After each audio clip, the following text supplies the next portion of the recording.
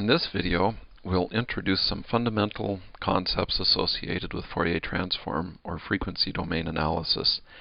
And we'll introduce a couple of different applications where frequency domain analysis is extremely useful. Most of you are familiar with the idea, hopefully, of frequency.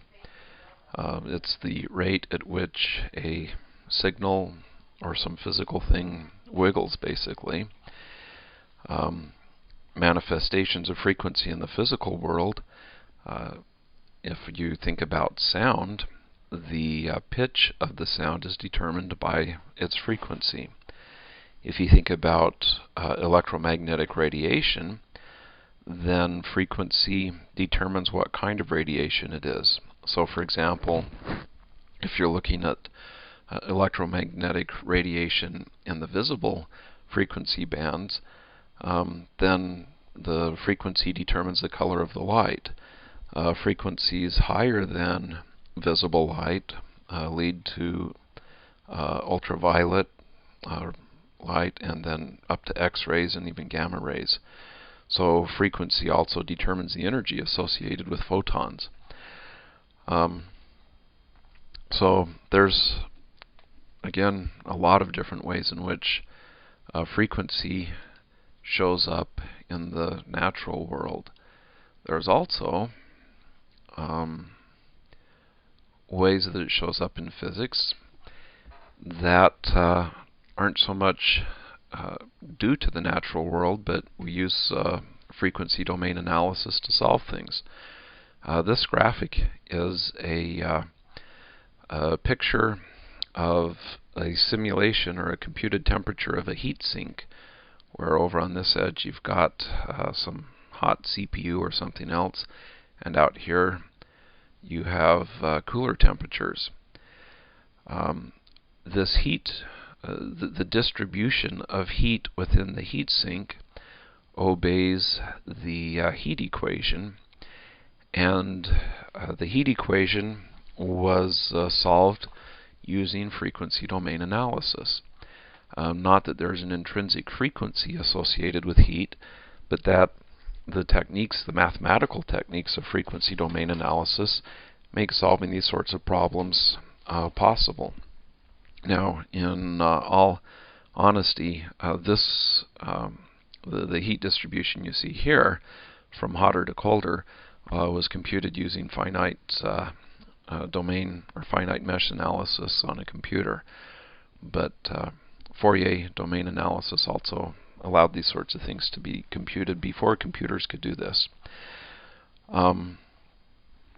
Fourier analysis has also been used to compute vibrating strings or solve frequencies and nodes and such in vibrating strings.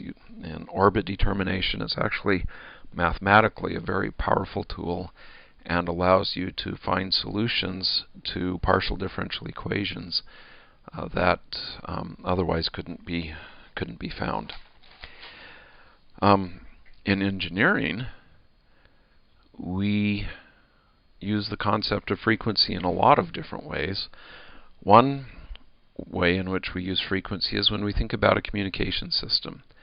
So what I have here is a cell phone, and this cell phone communicates with radio waves to a base station or a tower.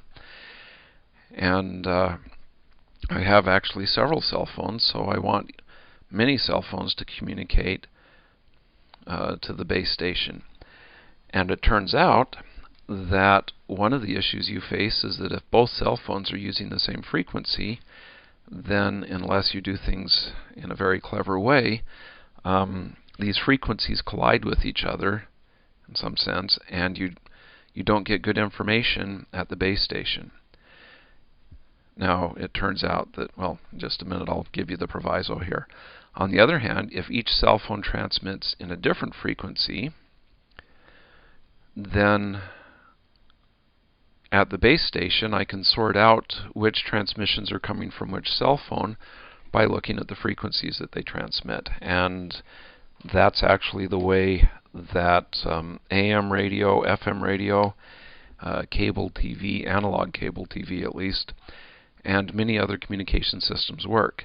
Now, again, in the spirit of free and clear disclosure, it turns out that in many cell phone systems, you will have two cell phones transmitting on the same frequency, and they use other techniques such as time division multiplexing or code division multiplexing to separate the information from the two cell phones.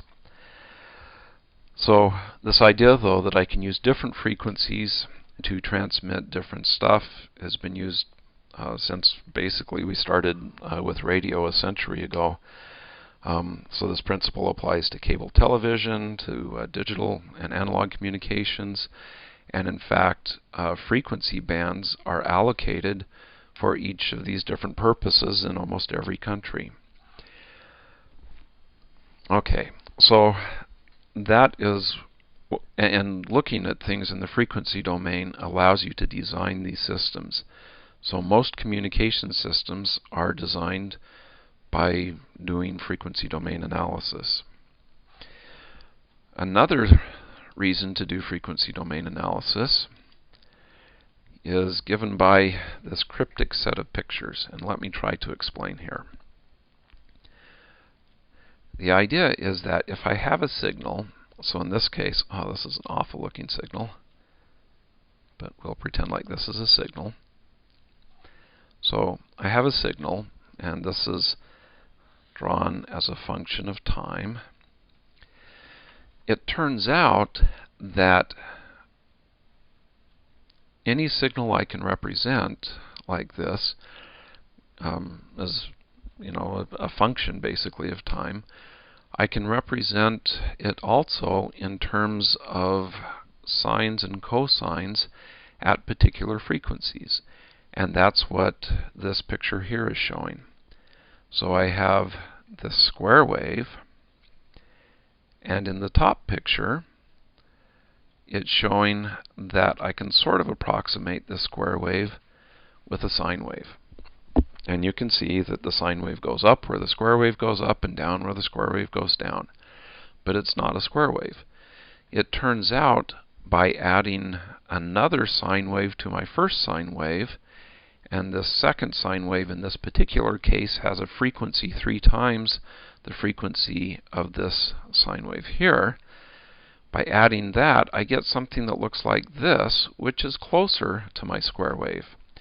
By adding yet another sine wave that has a frequency of 5 times the fundamental frequency of this guy, you can see that I get even closer. By adding another sine wave with a frequency 7 times my fundamental frequency, I'm getting even closer to the square wave.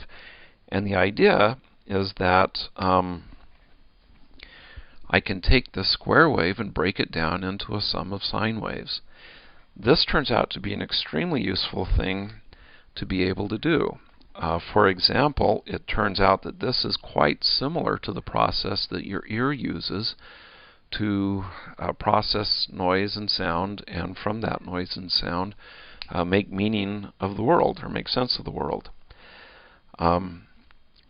It turns out that these higher order harmonics, so the third, or the sine wave with 3 times the fundamental frequency, 5 times the fundamental frequency, and 7 times the fundamental frequency, these are called harmonics, and higher order harmonics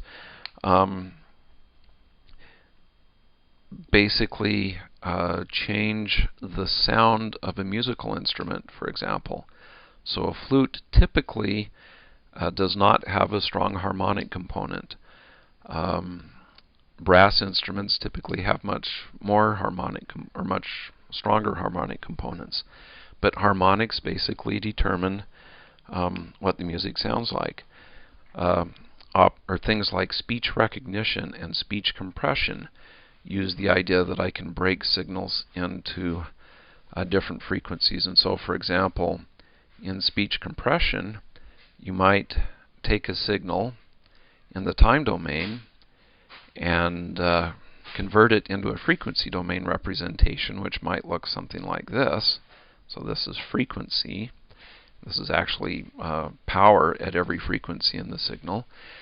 And then you might compress this signal by representing its frequency domain characteristics by a bunch of straight lines, except if you draw like I do. And these straight lines you can transmit over a communication channel with much fewer bits than you can the whole frequency spectrum. This brings us to another idea. All of this sorts of, the compression to give you MP3 or to do speech recognition and stuff like that, all of this is done on a computer. And it turns out that Fourier analysis allows us to look at signals. Say, for example, I've got some arbitrary signal that looks like this. This might be speech or the stock market or something that you're interested in. And by using Fourier analysis, I can determine how many samples I need to take of this signal. So a sample basically is just looking at the signal at a particular point in time. So you can basically see how many samples of this signal I need to take in order to be able to reconstruct the signal with a given degree of accuracy. And this turns out to be extremely important because in order to process a signal in a computer, you need to have the signal be sampled. Computers don't operate on continuous time signals. They operate on sampled signals. And so by using Fourier analysis, you can determine how far apart your samples need to be spaced. And again, then you can take these samples and turn them into, zeros and ones, different patterns of zeros and ones which go into the computer. And you then do whatever you want to do in the computer.